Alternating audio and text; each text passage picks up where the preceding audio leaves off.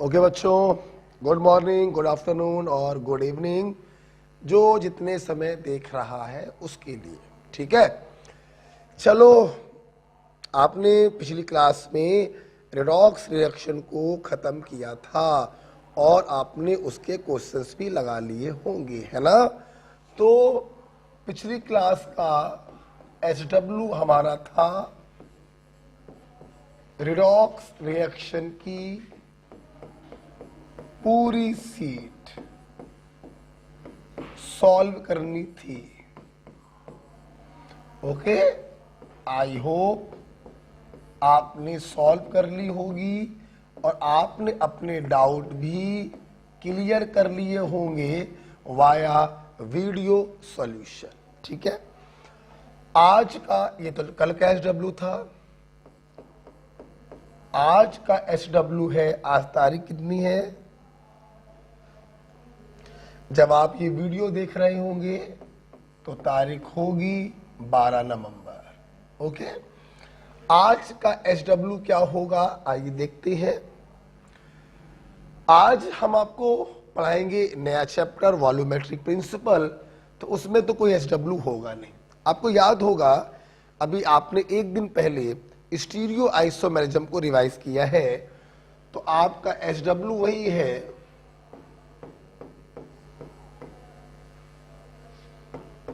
Stereo isomerism के half question.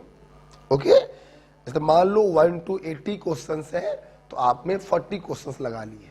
100 question है तो 50 सवाल लगा लिए, और 50 सवाल हो तो 25 सवाल लगा लिए। ये आज का SW होगा और कुछ खास SW देने की जरूरत नहीं है, क्योंकि क्वेश्चन बहुत होंगे। 50 सवाल भी अगर हम 40 सवाल भी लगा रहे हैं पीछे के किसी चैप्टर के तो पर्याप्त है, आप बहुत अच्छी मेहनत कर रहे हैं इसका मतलब। ठीक है, तो ये आज का आपका SW है, राइट बेटा। अच्छा, जैसे कि मैंने बोला कि per day new student join कर रही हैं, तो मैंने आपसे कहा था कि 2 मिनट मैं नए बच्चों को दूंगा। ये तो काम हो गया उन बच्चों के लिए जिन्होंने हमसे पढ़ रखा है। अच्छा, अब हम लोग बात करते हैं, 2 मिनट में देना चाहूंगा न्यू ज्वाइन स्टूडेंट को, जिन्होंने अभी रिसेंटली ज्वाइन किया है। बच्चों आप सुन लो, अभी तक ऑनलाइन में मोल कॉन्सेप्ट स्टाइकियोमेट्री हो चुका है, पीरियोडिक टेबल हो चुका है, केमिकल बॉन्डिंग हो चुकी है, IUPAC हो चुकी है, आइसोमेरिज्म हो चुकी है, रेडॉक्स रिएक्शन हो चुकी है, और वॉल्यूमेट्री आज हम चालू करने जा रहे हैं। ठीक है, जो बच्चे शुरू से पढ़ रहे हैं उनका SW तो चल ही रहा है। अब देखिए, जो बच्चे मान लीजिए आज किसी बच्चे ने ज्वाइन किया है, आज का वीडियो उसका पहला वीडियो है, तो वो ये सुन ले। मैंने बच्चों से बोल रखा है 14 नवंबर तक आपको मोल कॉन्सेप्ट के सारे लेक्चर देख लेने हैं। 14 नवंबर तक आपको अपना मोल कॉन्सेप्ट खत्म करना है। अब 14 को भाई हम बहुत ज्यादा तो नहीं बढ़ा सकते हैं भाई, 14 को हम 15 कर सकते हैं बस। ठीक है, मतलब जो आज ज्वाइन कर रहे हैं बच्चे 15 नवंबर तक अपने मोल कॉन्सेप्ट को खत्म कर लें, और साथ में जो करंट टॉपिक चल रहा है दैट इज वॉल्यूमेट्रिक प्रिंसिपल, वो भी आपको देखना पड़ेगा। आपने लेट ज्वाइन किया है इसलिए आपको लोड लेना पड़ेगा, थोड़ा पेन लेना पड़ेगा। अच्छा बेटा, जो बच्चे आज ज्वाइन कर रहे हैं वो ये सोच लें कि 15 नवंबर तक आपको मोल खत्म करना है, लेकिन अगर आप चाहते हो आपको ये करंट टॉपिक समझ में आए तो बेटा आज आपको रेडॉक्स रिएक्शन भी देखना पड़ेगा। जिन बच्चों की आज पहली क्लास है तो वो तुरंत क्या करें, इस वीडियो को ऑफ कर दें और ये वाला वीडियो पहले देखें। जब आप ये वाला लेक्चर कंप्लीट करेंगे तभी आपको ये वाला लेक्चर समझ में आएगा। ठीक है, इसको पढ़ने में वैसे तो 3 क्लासें मैंने ली हैं, अगर आपके पास हमारे लास्ट ईयर के नोट्स हो तो आप उससे पढ़ सकते हैं, 2 घंटे में आपका रिवाइज हो जाएगा। आप हमसे नहीं पढ़े हैं, आपको वीडियो लेक्चर देखने पड़ेंगे, तो 2-2 घंटे के 3 लेक्चर हैं, लगभग 5.5 घंटे का फिर आपको यहाँ पे टाइम देना पड़ेगा। इसके आपको सवाल लगाने पड़ेंगे, 25-30 सवाल लगा लीजिएगा, फिर आप इस वीडियो को देखिएगा। ओके, तो न्यूली ज्वाइन बच्चों के लिए मैंने आज 2 बातें बोली हैं। 15 नवंबर तक मोल आपको खत्म कर लेना है, और आज का जो लेक्चर हम पढ़ाने जा रहे हैं वॉल्यूमेट्रिक, उससे पहले आपको 3-4 घंटे का समय देकर इस चैप्टर को खत्म करना है। ओके, हमारे पुराने बच्चों के लिए HW स्टीरियो आइसोमेरिज्म के आधे सवाल लगाने हैं। ठीक है, हम चालू करने जा रहे हैं आज की क्लास। देखिए बेटा, आज की मेरी क्लास है वॉल्यूमेट्रिक प्रिंसिपल या एनालिसिस। देखो बेटा, आज बहुत तेज सर में दर्द हो रहा है।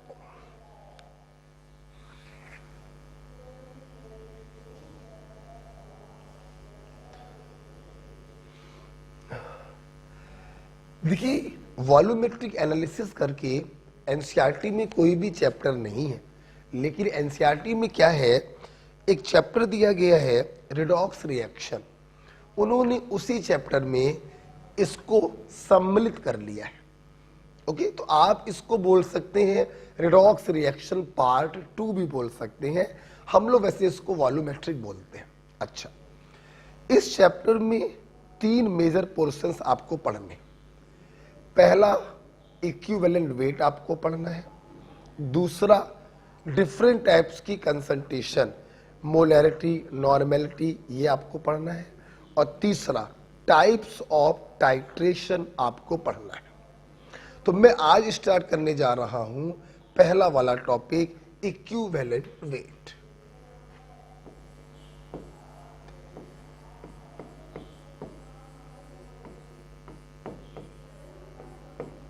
इक्विवेलेंट वेट कहते बेटा, इक्विवेलेंट वेट क्या है? देखिए, किसी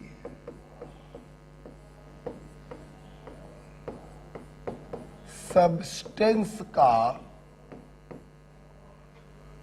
वो वेट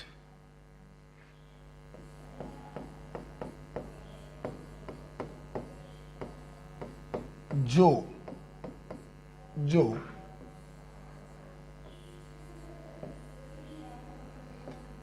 1 ग्राम हाइड्रोजन से या 8 ग्राम ऑक्सीजन से या 35.5 ग्राम क्लोरीन से जुड़ रहा हो या इन्हें हटा रहा हो।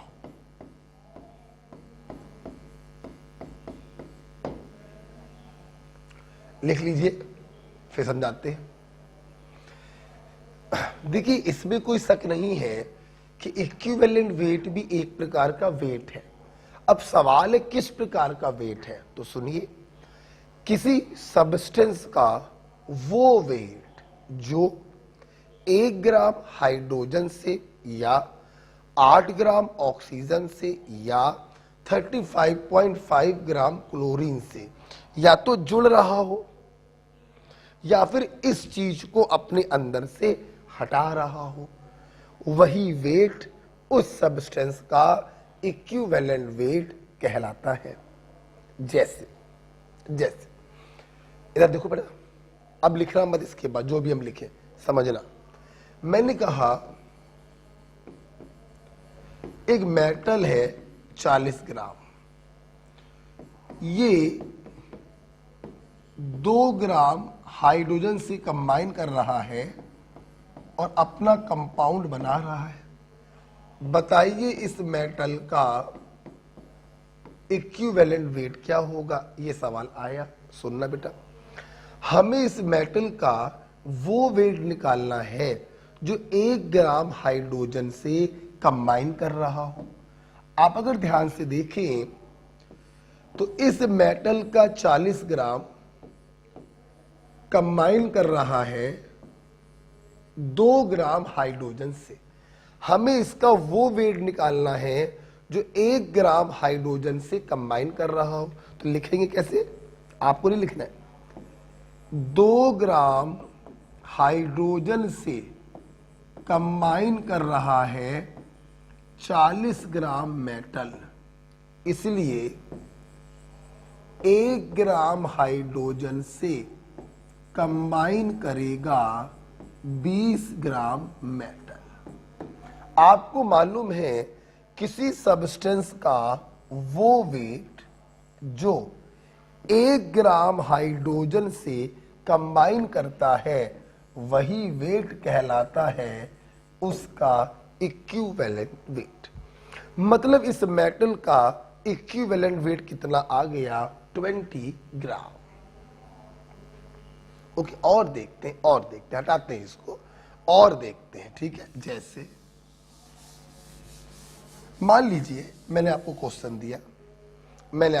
दिया भाई, एक मेटल ऑक्साइड है, मान लो ऐसे समझाने के लिए 200 ग्राम, ठीक भाई। हमने इसको गर्म किया तो ये मेटल में और ऑक्सीजन में टूट गया। इसने ऑक्सीजन दिया 32 ग्राम। बताइए इस मेटल ऑक्साइड का वेट क्या होगा। अगेन देखिए, अगर आपको इसका इक्विवेलेंट वेट निकालना है तो इसका वो वेट निकालना पड़ेगा जो अपने अंदर से 8 ग्राम ऑक्सीजन को निकाले। भाई या तो जुड़ रहा हो या फिर उसको अपने अंदर से हटा रहा हो। इसके पहले वाला जो एग्जाम्पल कराया था जुड़ने वाला कराया था, ये वाला जो एग्जाम्पल है ये हटाने वाला एग्जाम्पल है। ठीक है, देखना बेटा, हम लिख सकते हैं 32 ग्राम ऑक्सीजन से ऑक्सीजन को हटा रहा है 200 ग्राम मेटल ऑक्साइड। एम आई? तो आप बताओ 8 ग्राम ऑक्सीजन को हटाएगा 200/32 गुणे 8, 50 ग्राम मेटल ऑक्साइड। उम्मीद करते हैं आप समझ गए होंगे कि 50 ग्राम इस मेटल ऑक्साइड का वो वेट आया है जो 8 ग्राम ऑक्सीजन को अपने अंदर से हटा रहा है। तो यही इसका कहलाएगा इक्विवेलेंट वेट। तो मैं उम्मीद करता हूं 2 एग्जाम्पल से आपको ये क्लियर हो रहा है कि व्हाट इज इक्विवेलेंट वेट। किसी सब्सटेंस का वो वेट जो 8 ग्राम ऑक्सीजन को या तो जोड़ रहा हो या उसे अपने अंदर से हटा रहा हो, वही वेट कहलाता है उसका इक्विवेलेंट वेट। तो अब बताओ, जहां पर बैठे हो वहां पर बैठ के बोलो व्हाट इज इक्विवेलेंट वेट। किसी सब्सटेंस का वो वेट जो 1 ग्राम हाइड्रोजन से या 8 ग्राम ऑक्सीजन से या 35.5 ग्राम क्लोरीन से या तो जुड़ रहा हो या उसे अपने अंदर से हटा रहा हो।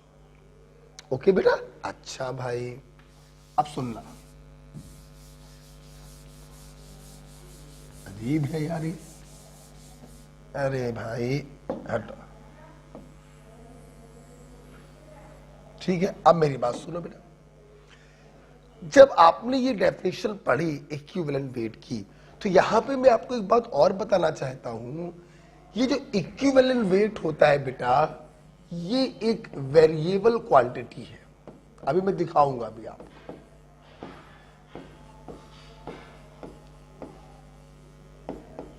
मतलब एक ही चीज का इक्विवेलेंट वेट अलग अलग कंडीशन में अलग अलग हो सकता है। This is the variable quantity.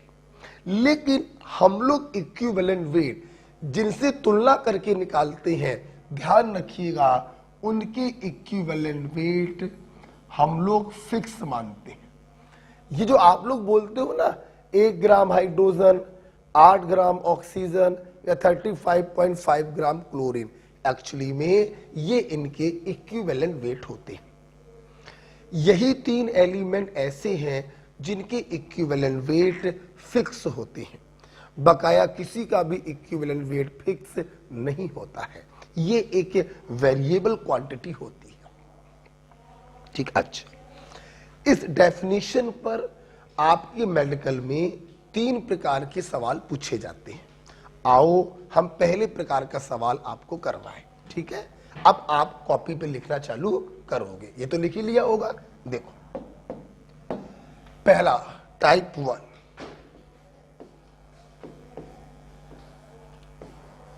Type 1 लिखेंगे।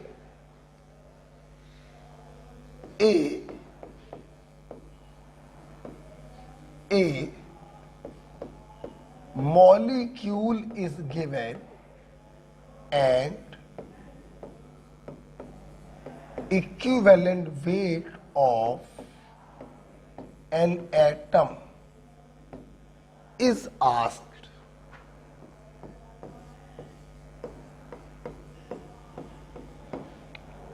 ठीक है, देखिए, देखो बेटा, मतलब पहले प्रकार के सवाल आते हैं, आपको कोई मॉलिक्यूल दिया जाता है और आपसे उस मॉलिक्यूल के अंदर किसी एटम का इक्विवेलेंट वेट आपसे पूछा जाता है। फॉर एग्जाम्पल मैंने बोला C3O2 और मैंने आपसे कहा C3O2 में कार्बन का इक्विवेलेंट वेट बताइए। तो सबसे पहले आप ये बताओ, आप हमारी इस हेडिंग से सहमत हो कि नहीं? मॉलिक्यूल दिया जाएगा और किसी एटम का इक्विवेलेंट वेट आपसे पूछा जाएगा। ठीक, अब सुनना बेटा, देखिए, टाइप 1 हो, टाइप 2 हो या टाइप 3 हो, जिसका इक्विवेलेंट वेट आपको निकालना है, आपको उसका वो वेट निकालना पड़ेगा जो 1 ग्राम हाइड्रोजन या 8 ग्राम ऑक्सीजन या 35.5 ग्राम क्लोरीन से या तो जुड़ रहा हो या फिर उसे अपने अंदर से हटा रहा हो। क्लियर? सुनते ना मेरी बात? अच्छा, तुम्हारा इक्विवेलेंट वेट निकालना है, तुम जुड़ रहे हो ऑक्सीजन से, अच्छा ठीक है, तो हमें तुम्हारा वो वेट निकालना पड़ेगा जो 8 ग्राम ऑक्सीजन से जुड़ रहा हो। ठीक, अब सुनना, कभी भी इस प्रकार के सवाल आए, आपका सबसे पहला काम होगा मोल कॉन्सेप्ट का इस्तेमाल करके जिसका इक्विवेलेंट वेट पूछा गया और वो जिसके साथ जुड़ रहा हो, दोनों के वेट निकालना। बोलो क्या निकालना? वेट निकालना। सबसे पहले हम मोल कॉन्सेप्ट लगाकर दोनों लोगों का वेट निकाल लेते हैं, उसके बाद हम इक्विवेलेंट वेट का फंडा उसके ऊपर लगाएंगे। ठीक, अच्छा, हो सकता है कुछ बच्चों ने मोल कॉन्सेप्ट ना पढ़ा हो, तो आइए जरा 2 मिनट का रिवीजन कर लेते हैं। मान लीजिए कोई मॉलिक्यूल है ये, तो कोई मॉलिक्यूल को हम कैसे पढ़ते हैं, जिन बच्चों ने मोल पढ़ा है वो समझ गए होंगे। ये मॉलिक्यूल आपसे कह रहा है कि m मोल A का जुड़ा हुआ है n मोल B से। मतलब एटम जो होते हैं वो अपने मोल रेशियो में होते हैं, वेट रेशियो में नहीं होते। फॉर एग्जाम्पल हमने आपको बोला C3O2, तो इसका मतलब ये हुआ कि C3O2 के अंदर 3 मोल कार्बन एटम है एंड 2 मोल ऑक्सीजन एटम है। ध्यान रखिएगा, मॉलिक्यूल के अंदर एटम्स होते हैं। ये जो मोल आप लिखते हैं ये एटम्स के मोल लिखते हैं। फॉर एग्जाम्पल मान लीजिए हमने आपको दिया N2H4, तो ये आपसे क्या कह रहा है कि N2H4 के अंदर 2 मोल नाइट्रोजन एटम का है और 4 मोल हाइड्रोजन एटम का है। तो इस प्रकार से हम लोग किसी मॉलिक्यूल को कैसे पढ़ते हैं, ये उसका मतलब हुआ। ओके, ठीक है बेटा। कैसे पढ़ते हैं मॉलिक्यूल को? मोल के टर्म से पढ़ते हैं। एक पॉइंट तो ये क्लियर कर लीजिए, जिन बच्चों ने मोल नहीं पढ़ा वो हाशिए में कहीं पर इसको लिख भी ले, ये सब यूज होगा इसके अंदर। एक चीज और बता दे रहे हैं आपको, जिन्होंने मोल नहीं पढ़ा उनके लिए। देखिए थोड़ा देर रुक जाओ इसको। मोल के आपने 3 फार्मूले पढ़े हैं। हमसे पहला फार्मूला बता रहे हैं, वेट इन ग्राम अपॉन एटॉमिक वेट या मॉलिक्यूलर वेट। हमारे बच्चे जानते हैं अगर हमारी स्पीसीज एटम है तो हम एटॉमिक वेट से डिवाइड करते हैं, और अगर हमारी स्पीसीज मॉलिक्यूल है तो हम मॉलिक्यूलर वेट से डिवाइड करते हैं। एटम का मेरा मतलब होता है जो अकेला हो। H एटम है, एटॉमिक वेट 1। O एटम है, एटॉमिक वेट 16। N एटम है, एटॉमिक वेट 14। Na एटम है, एटॉमिक वेट 23। C एटम है, atomic weight 12 and so on. Molecule का मतलब होता है ग्रुप ऑफ एटम। जैसे H2 मॉलिक्यूल है, तो मॉलिक्यूल के लिए मॉलिक्यूलर वेट 2 × 1 2। O2 मॉलिक्यूल है, 2 × 16 32। और देखो बेटा CO2 मॉलिक्यूल है, 12 + 32 44। तो ध्यान रखिएगा बेटा, मोल का पहला फार्मूला था weight in upon atomic weight या मॉलिक्यूलर वेट। एटॉमिक वेट से डिवाइड करते हैं जब हमारी स्पीसीज एटम होती है, और मॉलिक्यूलर वेट से डिवाइड करते हैं जब हमारी स्पीसीज मॉलिक्यूलर होती है। ठीक है, तो यहां से बेटा आपने सीखा, अगर आपको किसी का मोल मालूम चल जाए तो उसमें एटॉमिक वेट से मल्टीप्लाई कर दें तो उसका वेट आ जाएगा, अगर स्पीसीज क्या है एटॉमिक। और मॉलिक्यूलर वेट से मल्टीप्लाई कर दें तो मॉलिक्यूल का वेट आ जाएगा, अगर स्पीसीज क्या है मॉलिक्यूलर। तो जिन्होंने मोल कॉन्सेप्ट नहीं पढ़ा है वो इस चीज को भी कहीं पर लिख लें। ठीक है, अब मैं अपने उसी क्वेश्चन पे आ रहा हूं, मैं इसको हटाने जा रहा हूं। ठीक है, हटा रहा हूं बेटा, मैं इस चीज को हटा रहा हूं। ओके, अब आइए मैं उसी क्वेश्चन पे आ रहा हूं, दैट इज C3O2। देखिए अब सबको समझ में आएगा, हमें इसका इक्विवेलेंट वेट निकाला। देखना, सबसे पहले हमने मोल कॉन्सेप्ट लगाया, और मोल कॉन्सेप्ट हमसे चीख चीख के कह रहा है कि 3 मोल कार्बन अटैच है 2 मोल ऑक्सीजन एटम से। अगर इनके मोल में हम इनके एटॉमिक वेट से मल्टीप्लाई कर दें तो इनका वेट आ जाएगा।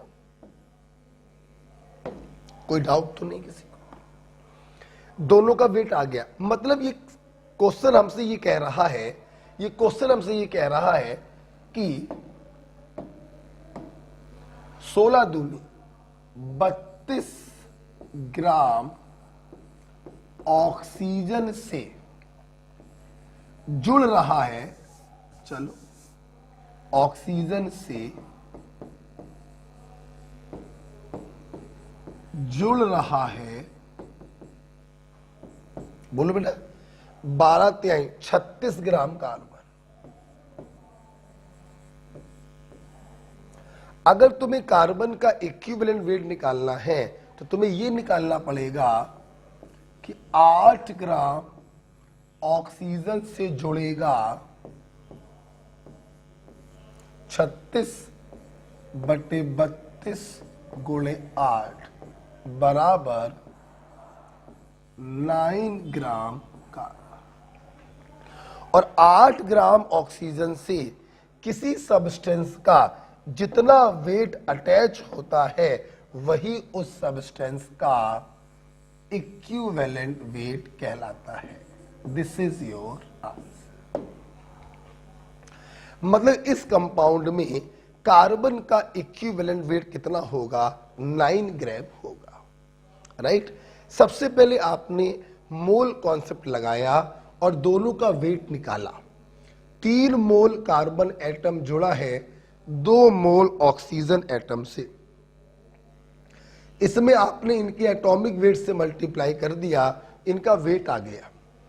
तो 32 ग्राम ऑक्सीजन से जुड़ रहा है 36 ग्राम कार्बन, तो 8 ग्राम ऑक्सीजन से जुड़ेगा 9 ग्राम कार्बन, वही होगा उसका इक्विवेलेंट वेट। अब देखिए बेटा, अगर बेटा वैसे तो आप लोगों ने इसको ऐसे कर लिया, समझना मेरी बात, बढ़िया तरीके से कंसेप्चुअली कर लिया। अगर तुम लोग इतना काम करने से बचना चाहते हो, इतना कि तुम्हें ये लिखना ना पड़े 32 ग्राम से जुड़ रहा है 36 ग्राम, तो 8 ग्राम से जुड़ेगा इतने ग्राम। अगर तुम इस काम से बचना चाहते हो, सुनना ट्रिक, पोरवाल टेक्निक। क्या? ऑक्सीजन के वेट के नीचे रखना उसका इक्विवेलेंट वेट, और क्रिस क्रॉस कर देना, ये मल्टीप्लाई ये डिवाइड, तो यहां पर जो आंसर आएगा वो इसका इक्विवेलेंट वेट आएगा। कैसे? समझो मेरी बात। 8 को मल्टीप्लाई किया और उससे डिवाइड किया। ओके बेटा, आप ध्यान से अगर देखें तो 8 दूनी 16, 2 दूनी 4 तिहाई 12, 3 तिरका 9। ये देखिए, this is the equivalent weight of carbon, वही आंसर आया। तो कभी भी इस प्रकार के क्वेश्चन आए, आप सबसे पहले मोल कॉन्सेप्ट लगाकर उनका वेट निकाल लेंगे, फिर चाहे पढ़ के कर लो या इस स्टाइल से कर लो, उसके नीचे रखो उसका इक्विवेलेंट वेट। एम आई राइट? Criss cross. ओके बेटा, जैसे और देखते हैं, एक एग्जांपल हमसे और देख लो, फिर आप लिखना। हमने आपसे बोला N2H4 में N का इक्विवेलेंट वेट बताओ। ठीक, किसका बेटा? N का। आई करते, सबसे पहले मोल कॉन्सेप्ट लगा के हम दोनों के वेट निकालेंगे। 2 मोल नाइट्रोजन एटम जुड़ा हुआ है 4 मोल हाइड्रोजन एटम से। हम इनके मोल में इनके एटॉमिक वेट से मल्टीप्लाई करेंगे तो इनके वेट आ जाएंगे। ध्यान रखिएगा, एटॉमिक वेट से मल्टीप्लाई होगा, क्योंकि ये जो मोल आपने लिखे हैं ये एटम के मोल लिखे हैं आपने। ओके, अब हमने क्या किया? ट्रिक से कर दे रहे हैं।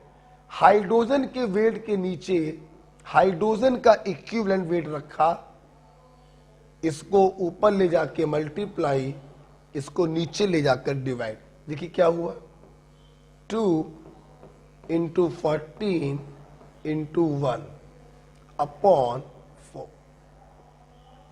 M right? आप जब इसको सॉल्व करेंगे तो ये आपका आंसर आ जाएगा 7 ग्राम। This is your answer.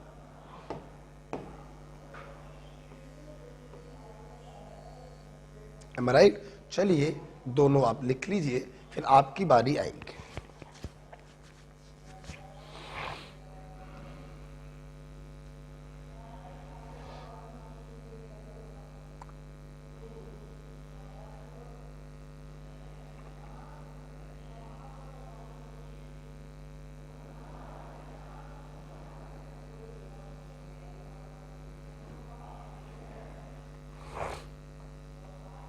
ठीक है, लिख लिया बेटा। ये दो एग्जाम्पल मैंने आपको करके दिखाए। मोल कॉन्सेप्ट से पहले दोनों का वेट निकालेंगे, फिर उसके नीचे रखेंगे उसका इक्विवेलेंट वेट, क्रिस क्रॉस करेंगे तो यहां पर उसका इक्विवेलेंट वेट आ जाएगा। ओके, अभी आपको हम डेफिनेशन से करवा रहे हैं चीजों को। ये सारे क्वेश्चन हम ग्राम इक्विवेलेंट प्रिंसिपल से भी करवाएंगे। अभी हम आपको इक्विवेलेंट वेट की डेफिनेशन सिखाना चाहते हैं बस। ओके, चलिए आपकी बारी आती है, मैं इसको हटाता हूं। चलिए करिए। NH3 में N का बताइए और H2Cl2 में S का बताइए। अगर किसी का एटॉमिक वेट ना मालूम हो देख लेना। नाइट्रोजन का 14 होता है, हाइड्रोजन का 1, सल्फर का 32, क्लोरीन का 35.5। करिए।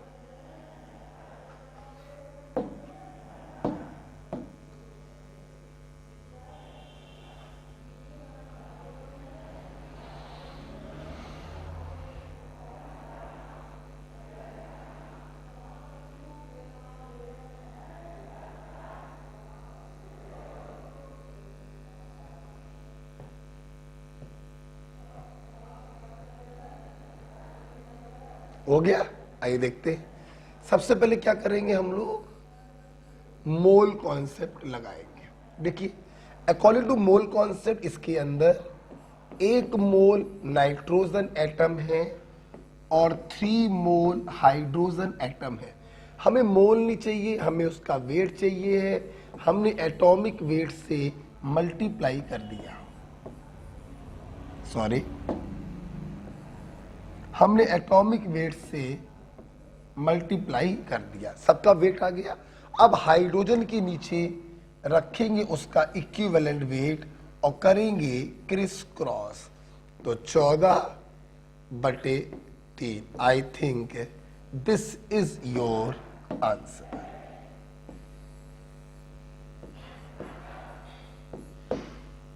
मैं उम्मीद करता हूं सभी बच्चों का 14/3 आ गया होगा। नेक्स्ट इसमें देखिए बेटा, यहां पर भी क्या करेंगे अपन लोग, सबसे पहले सल्फर का और क्लोरीन का वेट निकालेंगे।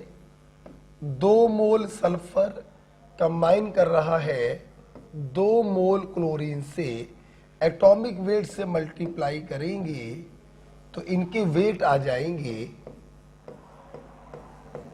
उसके नीचे रखो उसका इक्विवेलेंट वेट और क्रिस क्रॉस कर दो।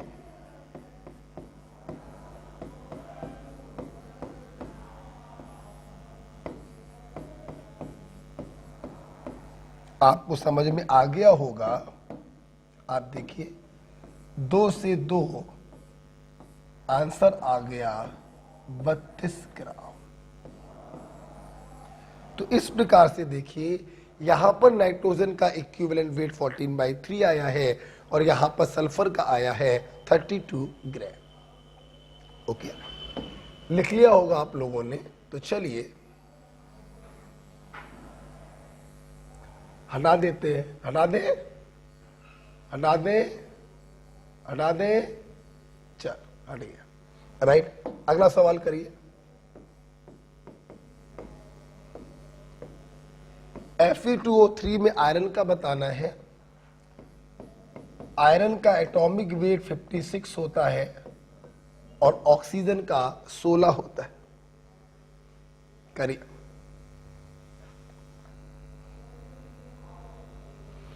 एक और कर दीजिएगा,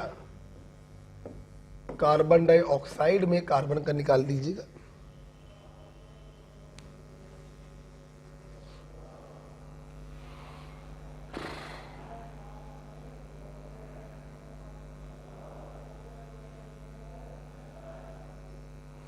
हुआ बेटा?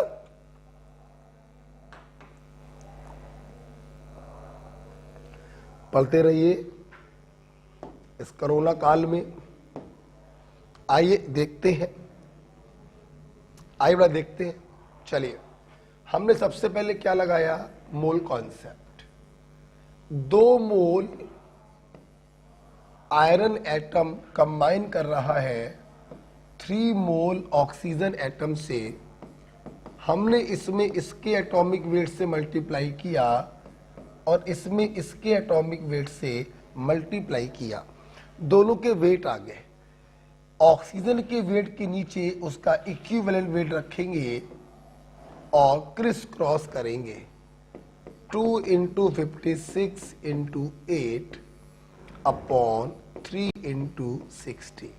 अगर आप लोग ध्यान से देखें तो 8 दूनी 16, the answer is 56/3 gram. Okay answer. यहां पर आइए बेटा, जरा यहां पर देखते हैं। यहां पर देखो बेटा, 1 मोल कार्बन एटम है जो जुड़ा है 2 मोल ऑक्सीजन एटम से। हमें तो इनका वेट निकालना है, तो इसमें मल्टीप्लाई कर दिया 12 से, इसका वेट आ गया, और इसमें मल्टीप्लाई कर दिया 16 से, तो इसका वेट आ गया। उसके वेट के नीचे रखेंगे उसका इक्विवेलेंट वेट और कर देंगे क्रिस क्रॉस।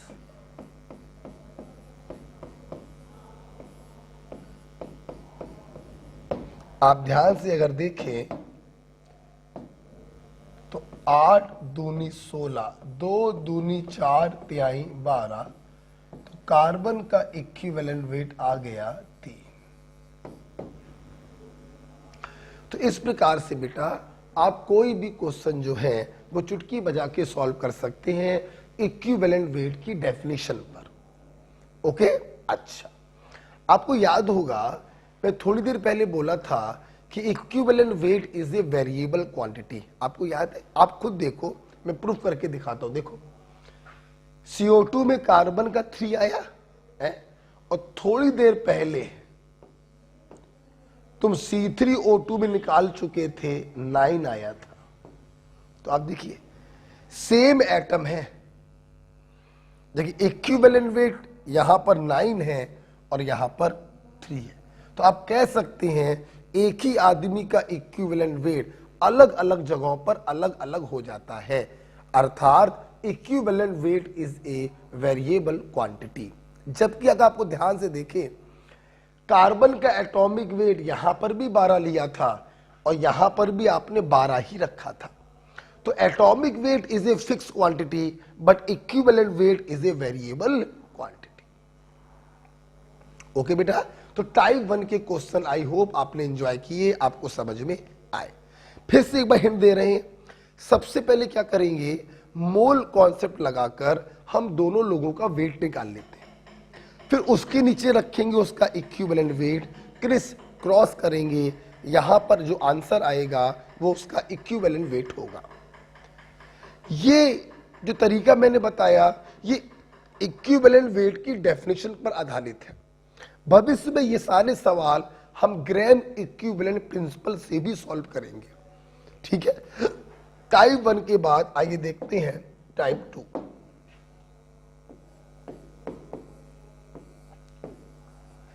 टाइप 2 में क्या होता है ये भी देखिए। टाइप 2 में ना क्या होगा, लिखेंगे a balanced reaction is given. A balanced reaction is given and equivalent weight of a reactant or product is asked. सुनिए बेटा, इसमें क्या होता है बेटा, एक बैलेंस रिएक्शन दी जाती है और हमसे किसी रिएक्टेंट या प्रोडक्ट का इक्विवेलेंट वेट पूछा जाता है। बहुत ही सिंपल है, आइए देखते हैं। एक एग्जांपल लेते हैं, आपको फीलिंग अच्छी आएगी।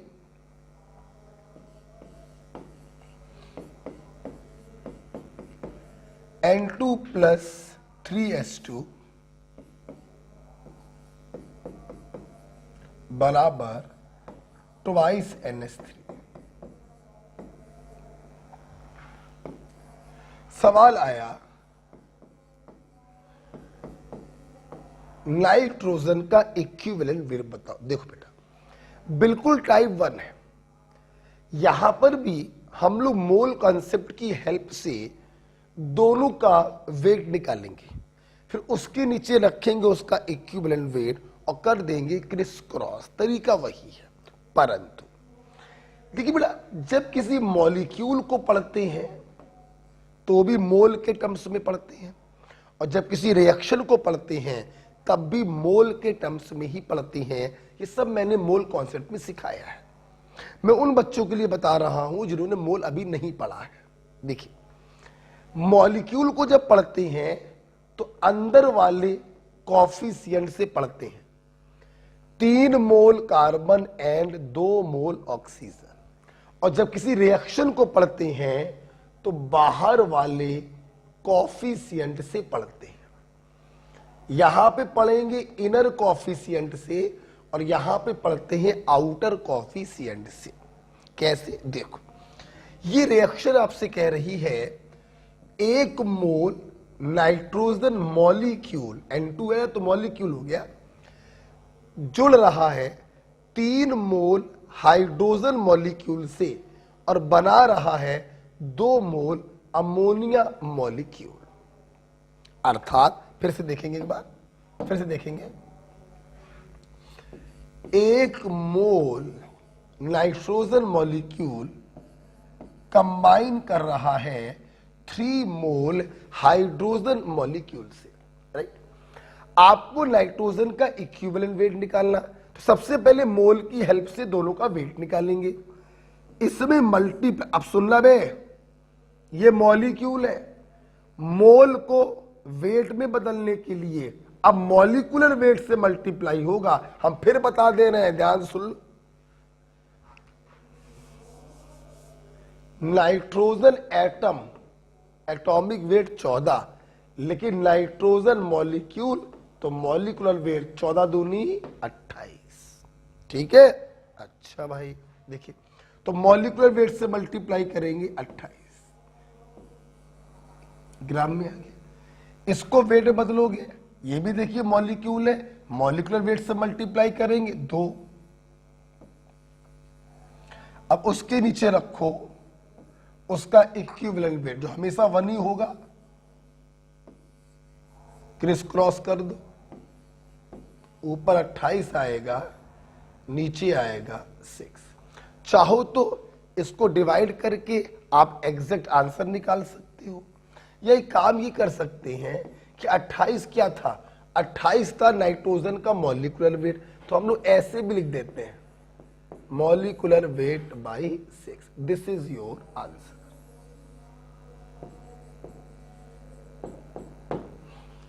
चाहो तो आप मॉलिक्यूलर वेट बाई 6 लिख दो, या चाहो तो आप मॉलिक्यूलर वेट की रख दो वैल्यू 28 ग्राम बटे 6, डिवाइड करो, आंसर आ जाएगा। तो जैसे करना चाहो आप वैसे कर सकते।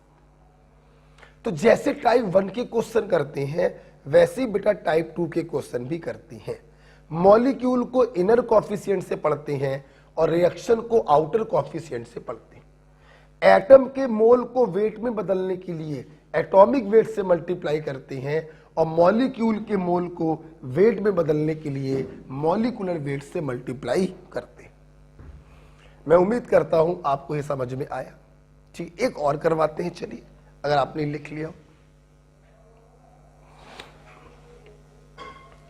इक्विवेलेंट वेट एक वेरिएबल क्वांटिटी है, लेकिन ध्यान रखना 3 लोग इस दुनिया में ऐसे हैं जिनके इक्विवेलेंट वेट फिक्स होते हैं। हाइड्रोजन का 1, ऑक्सीजन का 8 और क्लोरीन का 35.5। ओके ओके बेटा, आइए एक दूसरा क्वेश्चन देखते हैं। इसी क्वेश्चन को रिवर्स कर दिया।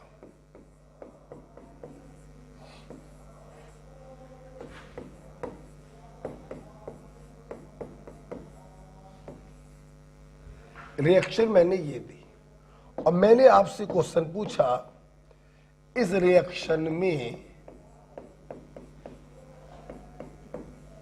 अमोनिया का इक्विवेलेंट वेट बताइए। तरीका फिर से वही है, हम लोग मोल की हेल्प से दोनों के वेट निकालेंगे। देखिए 2 मोल अमोनिया टूट कर दे रहा है 1 मोल नाइट्रोजन और 3 मोल हाइड्रोजन। हमें मतलब हाइड्रोजन ऑक्सीजन या क्लोरीन से होता है, क्योंकि उन्हीं के रेस्पेक्ट में हम इक्विवेलेंट वेट को कैलकुलेट करते हैं। ठीक है, इसके पहले वाले केस में जुड़ने वाला केस था, ये वाले में निकालने वाला केस है। तो 2 मोल अमोनिया निकाल रहा है 3 मोल हाइड्रोजन। हम इसमें अमोनिया एक मॉलिक्यूल है, इसके मॉलिक्यूलर वेट से मल्टीप्लाई करके इसका वेट निकाल लेंगे और यहां पर हाइड्रोजन के मॉलिक्यूलर वेट से मल्टीप्लाई करके उसका वेट निकालेंगे। इसके नीचे रखेंगे इसका इक्विवेलेंट वेट और कर देंगे क्रिस क्रॉस। आओ देखें क्या होगा। 2 into molecular weight into 1 upon 3 into 2। कोई भी आंसर बता सकता है। 2 से 2 कट गया तो आंसर आ गया मॉलिक्यूलर वेट बाई 3। ओके बेटा, आप चाहो तो मॉलिक्यूलर वेट की वैल्यू भी लिख सकते हो 14 और 3 17। आप ये भी लिख सकते हो 17/3। ओके बेटा, तो कभी भी कोई रिएक्शन दी जाए और किसी मॉलिक्यूल का आपसे इक्विवेलेंट वेट पूछा जाए, ये भी उसी प्रकार से सवाल किए जाते हैं जैसे टाइप नंबर 1 आपने किया था।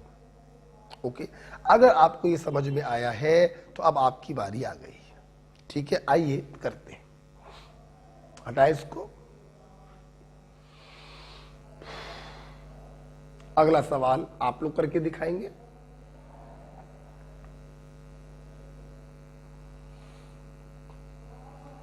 हटाए बेटा। आज हमने आपसे कहीं पर भी वीडियो पॉज नहीं करवाया है, हमने आपको लिखने का प्रॉपर समय दे दिया है। ठीक है, हटाते हैं। अगला सवाल आप लोग करेंगे। चलिए, हटा दिया। देखो बेटा, सवाल दिया KClO3 टूट कर दे रहा है KCl + 3/2 ऑक्सीजन, और सवाल हमने आपसे पूछा इस KClO3 का इक्विवेलेंट वेट बताइए। इसका मॉलिक्यूलर वेट मत निकालिएगा, आप उसकी जगह MWT लिख दीजिएगा। ठीक है, करिए।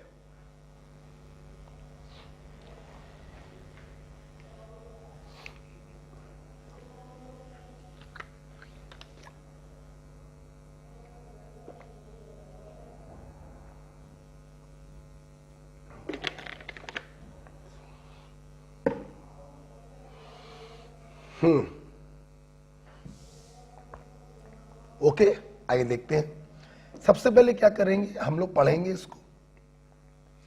रिएक्शन बैलेंस है, 1 potassium 1 potassium, 1 chlorine 1 chlorine, 3 oxygen, 2 से 2 कट गया 3 ऑक्सीजन। बैलेंस पढ़िए। 1 मोल KClO3 टूट कर दे रहा है 3/2 मोल ऑक्सीजन। ठीक, हमें मोल नहीं, हमें तो वेट चाहिए। हमने इसमें मल्टीप्लाई कर दिया इसके मॉलिक्यूलर वेट से, तो इसका वेट आ गया, और इसमें मल्टीप्लाई कर दिया 16 दूनी 32 इसके मॉलिक्यूलर वेट से, तो इसका वेट आ गया। इसके नीचे रखेंगे इसका इक्विवेलेंट वेट और करेंगे क्रिस क्रॉस। क्या हुआ देखिए, मॉलिक्यूलर वेट इंटू 8 अपॉन 3/2, 3/2 चला गया ऊपर।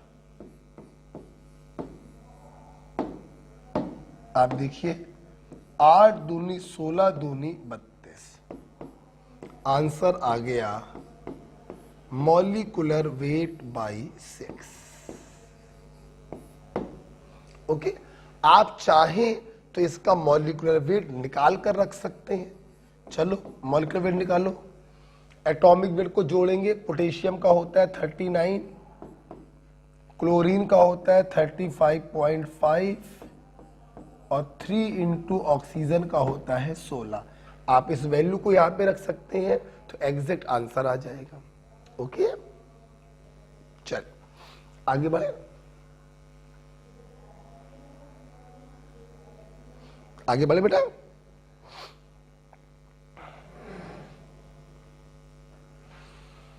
इस प्रकार से आप किसी भी रिएक्शन में किसी भी मॉलिक्यूल का इक्विवेलेंट वेट निकाल सकते हैं। ध्यान रखिएगा, आप इक्विवेलेंट वेट की डेफिनेशन पढ़ रहे हैं, यहां पर हाइड्रोजन, ऑक्सीजन या क्लोरीन जरूर होना चाहिए।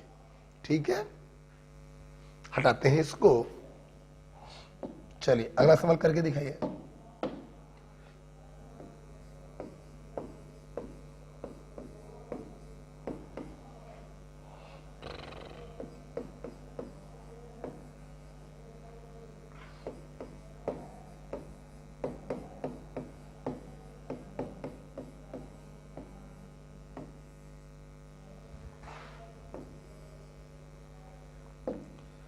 हमसे पूछा गया Na2CO3 का इक्विवेलेंट वेट बताइए। देखिए सबसे पहले आप मुझे सुन लीजिए, फिर आप करिएगा।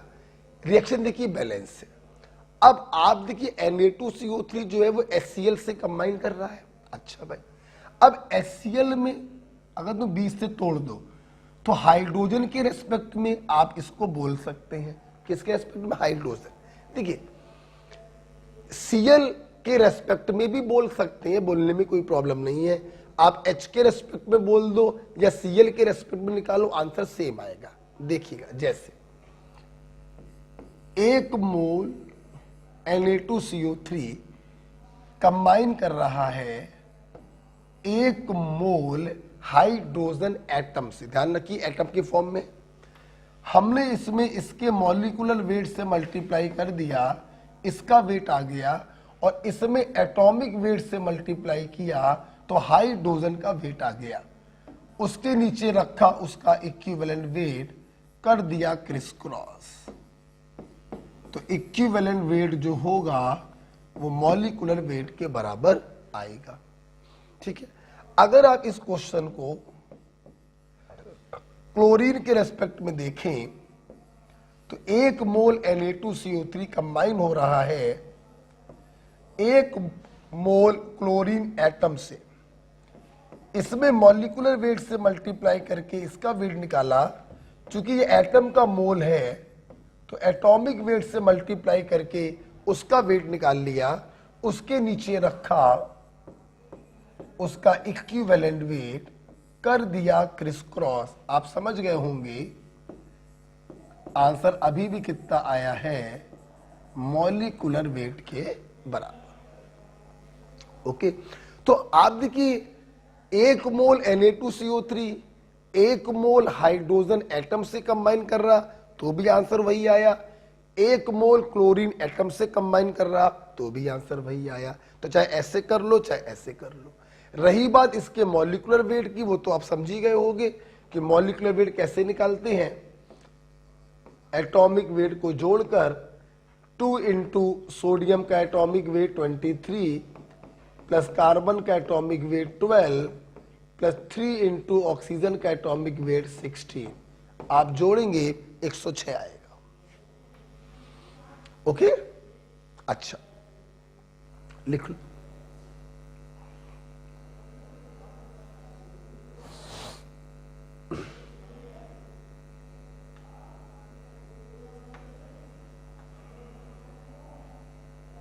ठीक है बेटा, अब देखिए बेटा, अगर आपको समझ में आया है तो मुंह जबानी, कॉपी पे नहीं लिखना, मुंह जबानी बताना। अगर ये लिख चुके हो तो कॉपी पे लिखना भी नहीं है, बस मुंह जबानी इससे बताना। मान लो मैं क्या करूं, ये है ना, मैंने क्या किया, यहां पर कर दिया 2 मोल HCl, 2 मोल ये,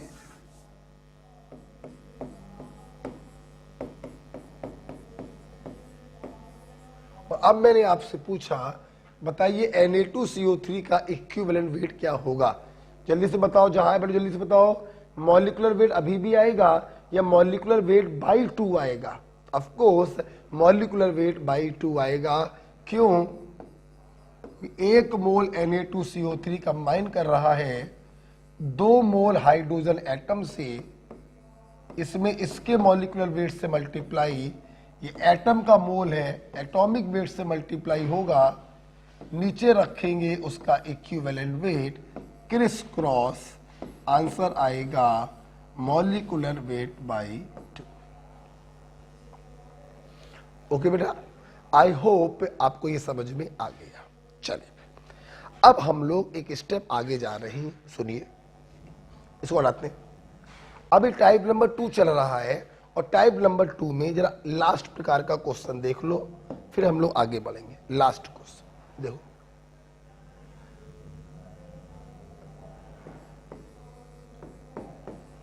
एक मेटल है 40 ग्राम। इस मेटल ने डाइल्यूट एसिड से रिएक्शन किया। देखिए बेटा, एसिड का अगर नाम बोला जाए तो उसका फार्मूला लिख देते हैं। सल्फ्यूरिक एसिड आप H2SO4 लिख दो, नाइट्रिक एसिड आप HNO3 लिख दो। लेकिन अगर एग्जामिनर सिर्फ बोले एसिड है कोई, तो हम लोग लिख देते हैं H+। ठीक, मोल कॉन्सेप्ट में आप ये रिएक्शन पढ़ चुके हो कि मेटल अपने सॉल्ट में बदल जाएगा और साथ में गैस निकलेगी हाइड्रोजन। ठीक, सुनना बेटा, एग्जामिनर ने क्वेश्चन दिया 40 ग्राम मेटल ने डाइल्यूट एसिड से रिएक्शन किया और आपको 22.4 लीटर हाइड्रोजन को रिलीज किया। ये क्वेश्चन था। ठीक, और आपसे पूछा गया बताइए इस मेटल का इक्विवेलेंट वेट क्या होगा। मेरी बात ध्यान से सब लोग सुनेंगे। देखिए, आप लोग को मालूम है कि हाइड्रोजन, ऑक्सीजन और क्लोरीन से रेस्पेक्ट में हम इक्विवेलेंट वेट निकालते हैं, और हमने भी आपको ट्रिक बताई कि उनके वेट के नीचे रखेंगे हम उनका इक्विवेलेंट वेट। ठीक, समझना मेरी बात, वेट के नीचे रखेंगे इक्विवेलेंट वेट, राइट। क्या ये तुम्हें वेट दिया गया है हाइड्रोजन का? नहीं, ये तो तुम्हें वॉल्यूम दिया गया है। हम तो वेट के नीचे इक्विवेलेंट वेट रखते हैं और फिर क्रिस क्रॉस करते हैं।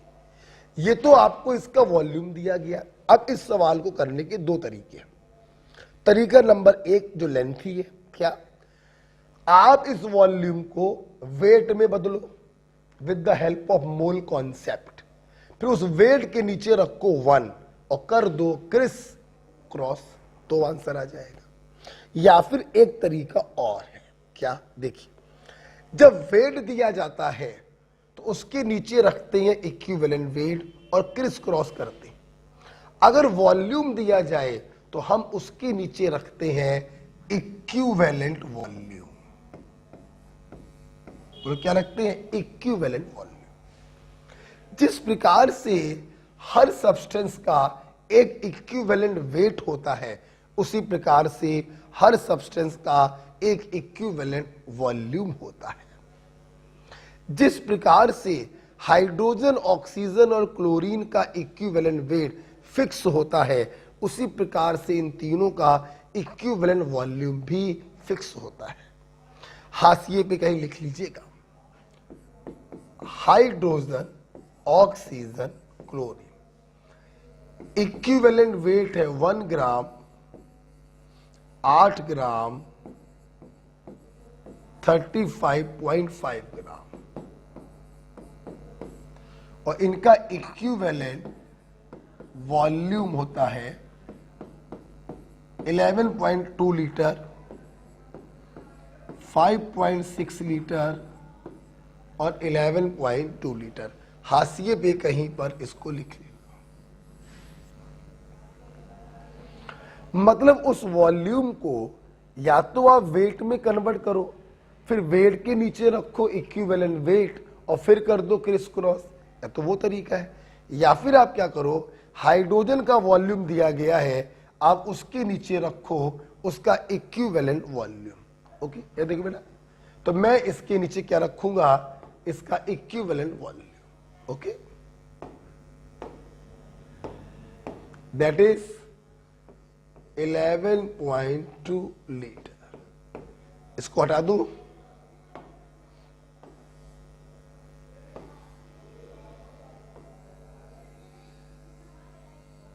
ठीक है। आप देखिए, अब हम लोग क्या करेंगे, इसको ले जाएंगे क्रिस क्रॉस में, तो यहां पर जो आएगा वो इस मेटल का इक्विवेलेंट वेट होगा,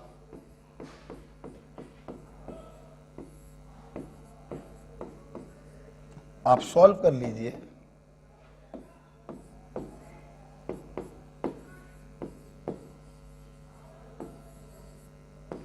दिस इज योर आंसर 20 ग्राम। तो इस मेटल का इक्विवेलेंट वेट आ गया 20 ग्राम।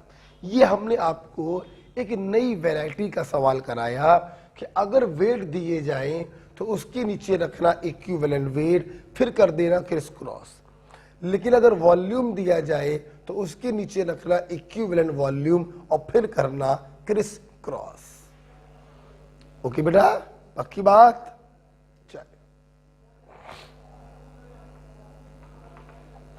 आगे वाले बेटा, ठीक है। चलिए, अब हम अपने स्टूडेंट को ले जा रहे हैं टाइप नंबर 3 के तरफ।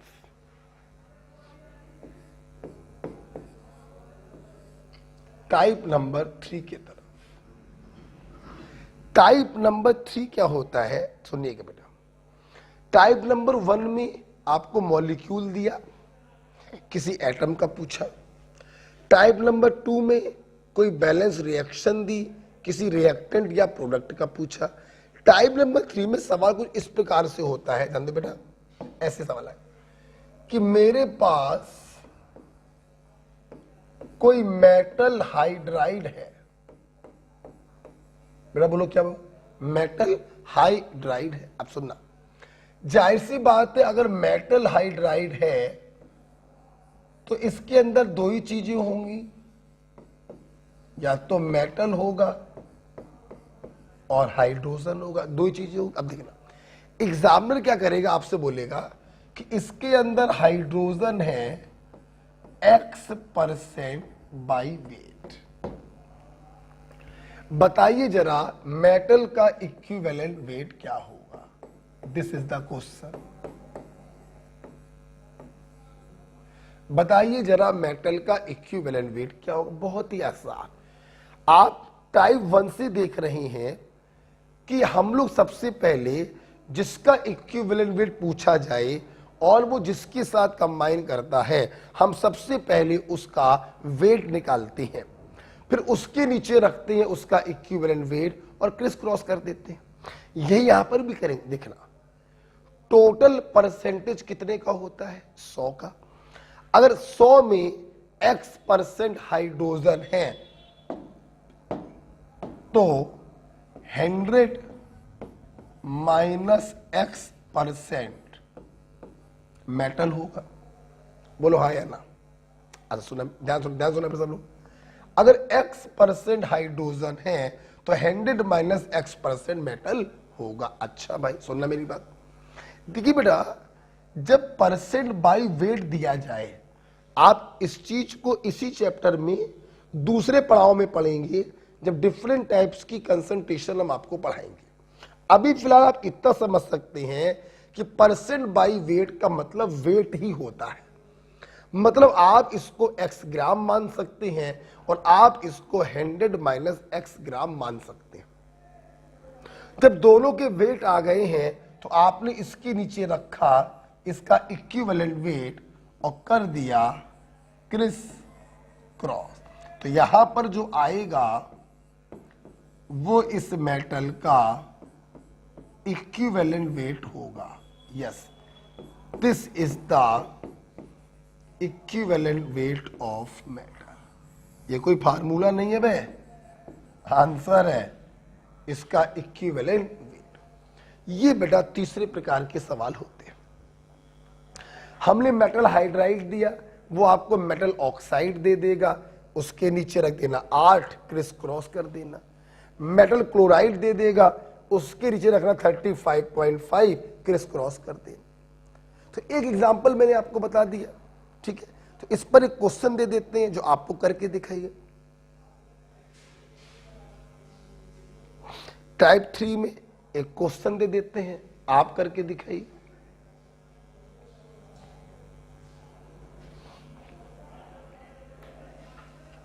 बताएं बेटा।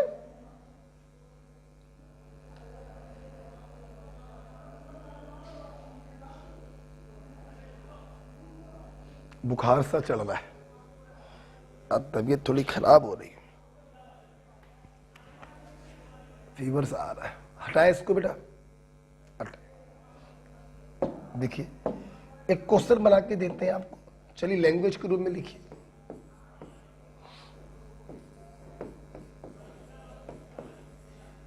A metal oxide contains a metal oxide contains 60% by weight metal. Full stop. Calculate equivalent weight of metal. Okay, करिए।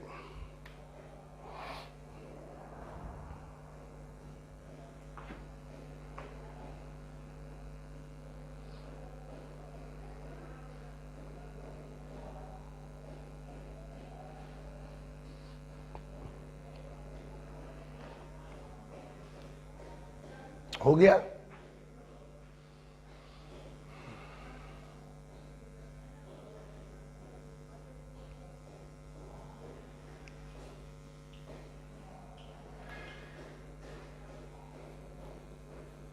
हो गया?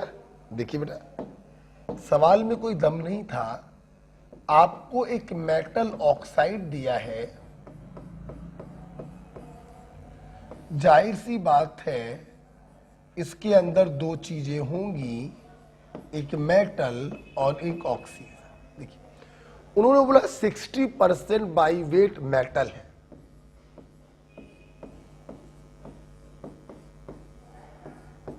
अगर मेटल 60% बाई वेट है तो 40% बाई वेट ऑक्सीजन होगा।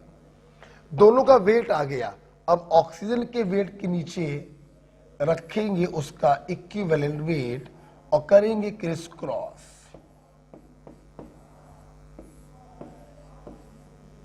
आप ध्यान से देखें, 8 × 40 और 5 से इसको काटेंगे 12 ग्राम। मतलब उस मेटल का इक्विवेलेंट वेट कितना आ गया? 12 ग्राम आ गया। ओके बेटा, तो इस प्रकार से हम कह सकते हैं कि हमने इक्विवेलेंट वेट की डेफिनेशन को सीखा और इतने सारे टाइप देख लिए कि डेफिनेशन बिल्कुल आपकी आत्मा में जा चुकी है। तो एक बार हो जाए, व्हाट इज इक्विवेलेंट वेट? किसी सब्सटेंस का वो वेट जो 1 ग्राम हाइड्रोजन से या 8 ग्राम ऑक्सीजन से या 35.5 ग्राम क्लोरीन से या तो जुड़ रहा हो या उसे अपने अंदर से हटा रहा हो। ये डेफिनेशन वेट के टर्म्स में हो गई। आप वॉल्यूम के टर्म्स में भी पढ़ सकते हैं। 11.2 लीटर हाइड्रोजन या 5.6 लीटर ऑक्सीजन या 11.2 लीटर क्लोरीन से जुड़ रहा हो या उसे अपने अंदर से हटा रहा हो। ओके, इस प्रकार से आपने बहुत सारे सवाल किए। ये सारे सवाल आप ग्राम इक्विवेलेंट से भी करेंगे, जो हम बाद में फिर से करवाएंगे आपको। ठीक है? अच्छा देखो बेटा, जब हम लोगों ने इतना पढ़ लिया, आपने इतने सारे सवाल अभी किए टाइप 1, टाइप 2 टाइप 3 में आपने हर सवाल में देखा हाइड्रोजन, ऑक्सीजन और क्लोरीन पिक्चर में जरूर थी। ऐसे बहुत से केस बनते हैं जहां पर हम हाइड्रोजन, ऑक्सीजन और क्लोरीन को नहीं ढूंढ पाते। जब हाइड्रोजन, ऑक्सीजन आपको मिलेंगे नहीं तो आप डेफिनेशन से किसी का इक्विवेलेंट वेट नहीं निकाल पाएंगे। ऐसी सूरत में हम लोग क्या करते हैं,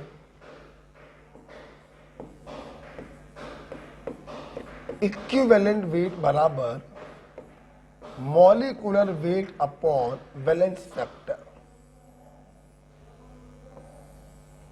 इस टेक्निक का इस्तेमाल करते हैं। यहां पर F वैलेंस फैक्टर,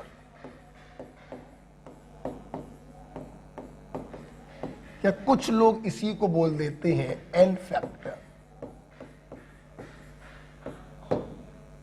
ओके, कभी कभी कुछ लोग यहां पर N लिख देते हैं, एक ही बात है।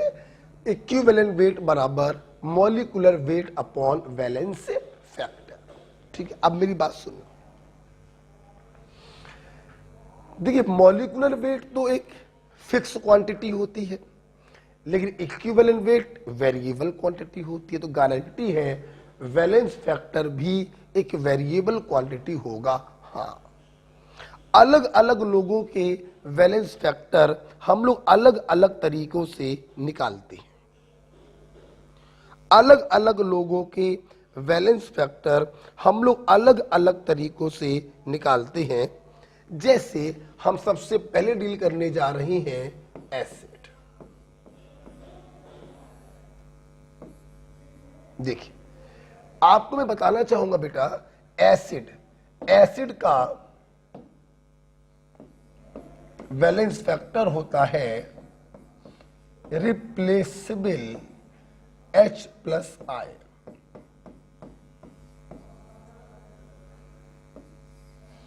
एसिड का वैलेंस फैक्टर होता है रिप्लेसेबल H+I। अभी आप रिप्लेसेबल के मतलब को मत समझो, 2 मिनट बाद समझ जाओगी। अभी आप मोटा मोटा ये समझो कि किसी एसिड के पास जितने भी हाइड्रोजन आपको दिखाई पड़े, वही हाइड्रोजन उसके वैलेंस फैक्टर बन जाते हैं। जैसे HNO3, H2SO4, H3PO4, balance factor 1 क्योंकि एक हाइड्रोजन है, वैलेंस फैक्टर 2 क्योंकि 2 हाइड्रोजन है, और वैलेंस फैक्टर 3 क्योंकि 3 हाइड्रोजन है। ठीक है, सब लोग ध्यान से देखेंगे। क्योंकि इसका वैलेंस फैक्टर 1 है तो HNO3 को हम लोग कहेंगे मोनोबेसिक एसिड। इसका वैलेंस फैक्टर 2 है तो इसको हम लोग कहेंगे डाई बेसिक एसिड, और इसका वैलेंस फैक्टर 3 है तो इसको हम लोग कहेंगे ट्राई बेसिक एसिड। जब बेटा किसी का वैलेंस फैक्टर आ जाता है तो इक्विवेलेंट वेट तो बाएं हाथ का खेल है, तीनों का निकाला जा सकता है। Molecular weight by valence factor हम एक का दिखा दे रहे हैं। जैसे H2SO4 की अगर बात करें, अगर हम H2SO4 की बात करें तो इसका इक्विवेलेंट वेट होगा, इसका मॉलिक्यूलर वेट जब आप निकालेंगे तो 98 आएगा, divided by valence factor 2। Okay, ऐसे इसका निकाल लोगे, ऐसे इसका निकाल लोगे। ठीक है, और आगे बढ़ेंगे अभी हम। राइट, लिख लो इसको। तो एसिड का वैलेंस फैक्टर होता है रिप्लेसेबल H+IN। रिप्लेसेबल को थोड़ी देर के लिए भूल जाओ, अभी ये समझो जितने हाइड्रोजन होते हैं वही बेटा रिप्लेसेबल हाइड्रोजन कहलाते हैं। ठीक है, अच्छा इसको हटा रहे हैं, आगे आप कंटिन्यू लिखिएगा। आप कंटिन्यू लिखिएगा। सुनना, जैसे मैंने आपको दिया ये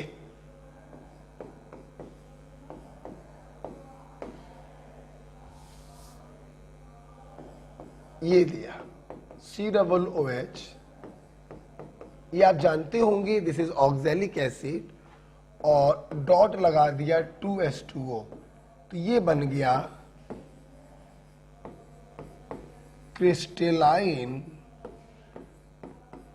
ऑक्सैलिक एसिड।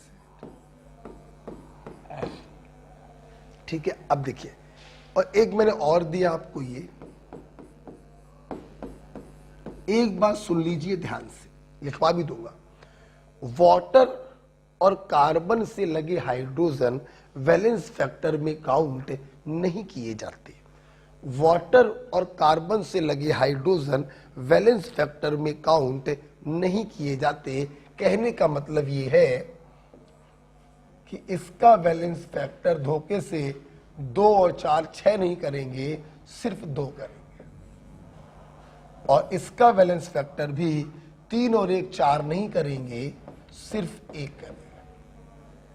ठीक है, आइए ऊपर वाले का इक्विवेलेंट वेट निकाल कर देखते हैं। आइए, इक्विवेलेंट वेट बराबर molecular weight upon valence factor. देखो 12 दूनी 24 प्लस 16 चौको 64 प्लस 1 दूनी 2, इसको जोड़ेंगे, प्लस 18 दूनी 36, तो पूरा आप जोड़ेंगे तो 126/2 बराबर 63।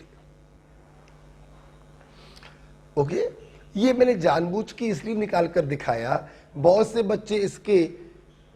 बच्चे क्या सोचते हैं, जब इसको वैलेंस फैक्टर में काउंट नहीं किया तो इसको मॉलिक्यूलर वेट में भी काउंट नहीं करेंगे। गलत, मॉलिक्यूलर वेट तो पूरे मॉलिक्यूल का निकाला जाएगा, divided by valence factor 2।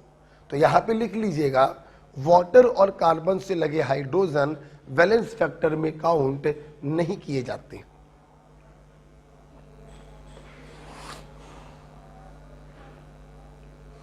Okay, अब देखिए बेटा, समझा मेरी बात। तो आप लोगों ने देखा कि यूजली जितने हाइड्रोजन उस एसिड के पास होते हैं, हम उन सभी को वैलेंस फैक्टर में काउंट कर लेते हैं। यहां पर बेटा कुछ एक्सेप्शंस है, हटाना पड़ेगा हमको। कुछ ऐसे एसिड हमारे पास हैं जिनमें जितने हाइड्रोजन दिखाई पड़ते हैं वो उसका वैलेंस फैक्टर नहीं होता। आइए देखें वो कौन कौन से हैं एक्सेप्शन।